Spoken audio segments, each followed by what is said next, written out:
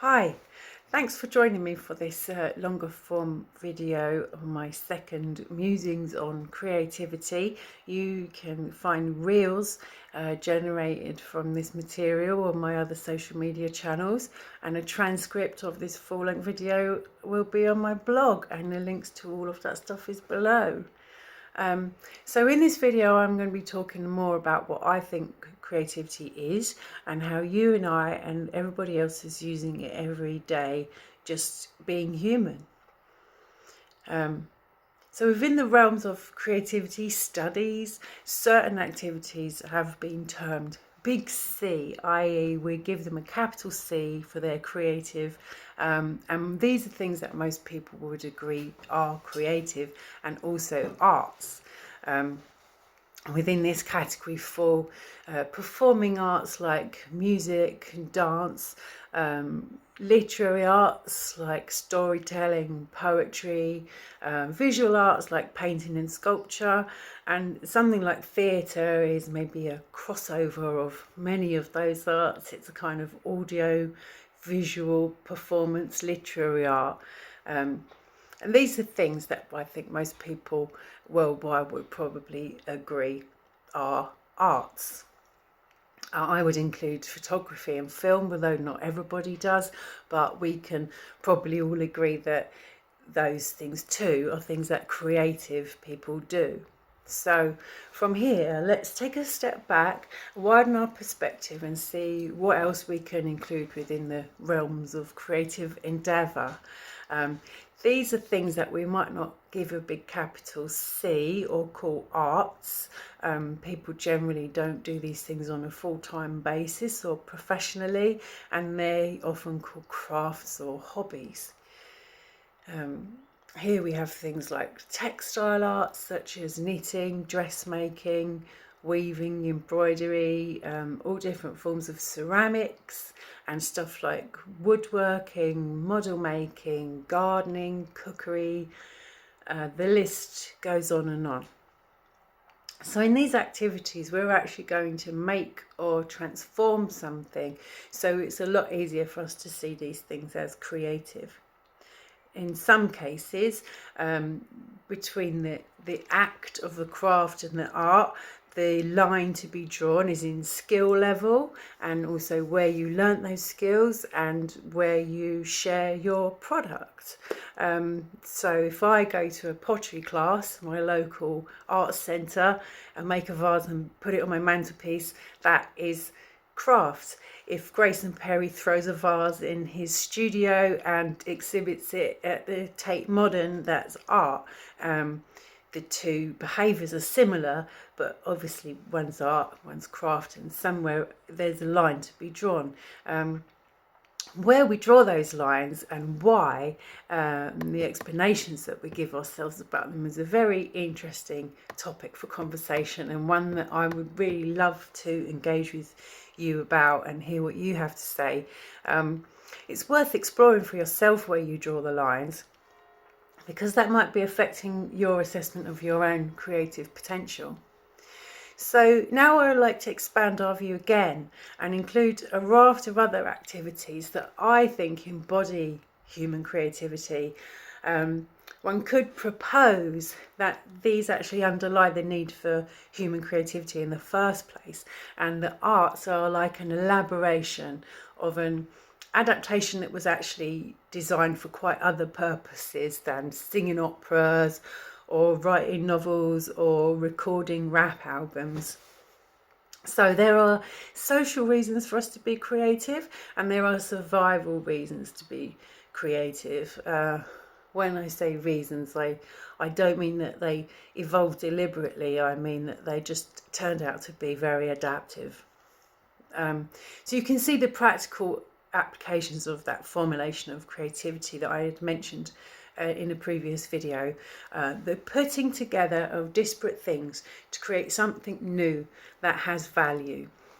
So being able to look around your environment and figure out how to put this and that together and make food happen, warmth, clothing, shelter, saber-toothed tiger repellent, put this and that together, make things happen. You can see the value in that very easily.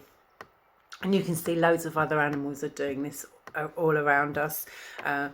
Probably all animals have to be creative in this way to a certain degree. Humans have just sort of really amped up and developed this essential survival skill. Then what are the social aspects of creativity? Well, probably the most important one is raising human children. This takes a huge amount of creativity, as you will know if you've done it. There's so many different aspects of human behaviour that a child has to learn, as well as all the tools and adaptations that we have to learn, communicating, recognising social cues, how to share, tact, all sorts of social skills. And it requires an enormous amount of creativity. If you watch a mother with a 3-year-old, she's constantly having to think on her feet and be inventive and creative just to keep the child entertained, get them to eat their dinner, or get them out the door to a play group. You know, we need to keep up with our children, and it's like a positive feedback loop in a way, like lots of other aspects of the development of human intelligence. The smarter that people become, the smarter people need to be in order to just keep up with each other and their children. And teaching is another field where this applies. You have to be creative to be effective in communicating ideas. And we've probably all experienced what happens when the teacher's not good at that, and the difference in what you learn over the course of a school year. So another huge part of human creativity, and something that goes largely unnoticed by most of us most of the time, is the miracle of human language. So, you know, I can know the thoughts of someone that lives thousands of miles away or that lived thousands of years ago, and within seconds you can post and I can respond. Most of human culture is based on this ability to pass on really fine, detailed information through the medium of language.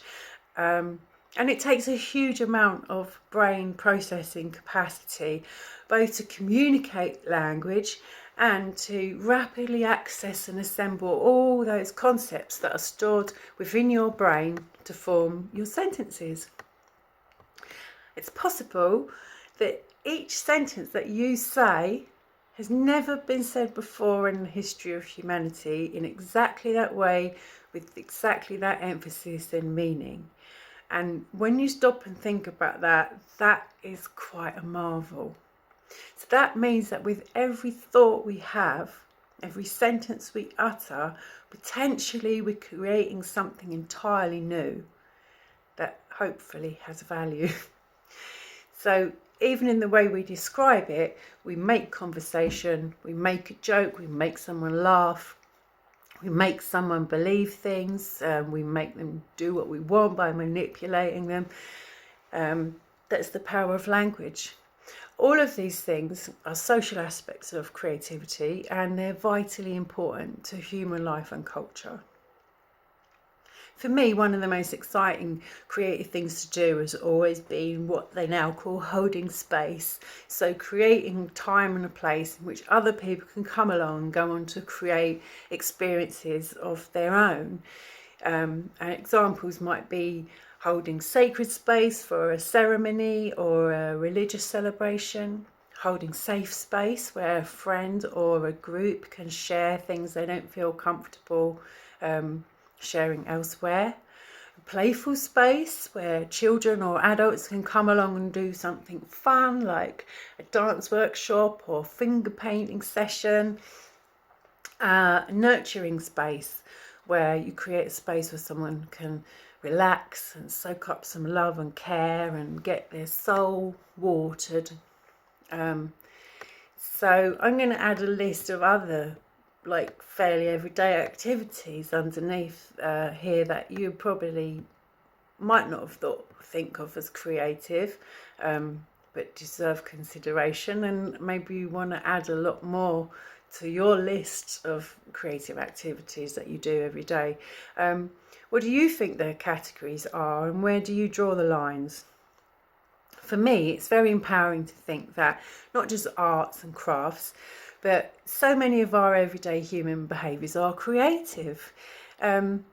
Creating and feeling like we're contributing value to the universe is an enormous boost to our self-esteem, and it's the key to unlocking our potential and getting more of what we want and enjoy in our lives. So if you're interested in exploring developing your creative powers a little more, then keep following my channels, because I'm going to be looking at techniques prompted by some of the most popular courses and books on creativity, and I'm going to be sharing the results and those techniques with you so that you can try them yourselves. I'm also going to be starting to convene groups and workshops where we can explore and discuss these concepts together, both in real life and online, because human conversations are the absolute cauldrons of creativity. So keep following for those details. I'm also available for tarot readings to help stimulate and illuminate your creative potential. So just message me if you're interested in the reading. Thank you very much for listening, and have a very artful day.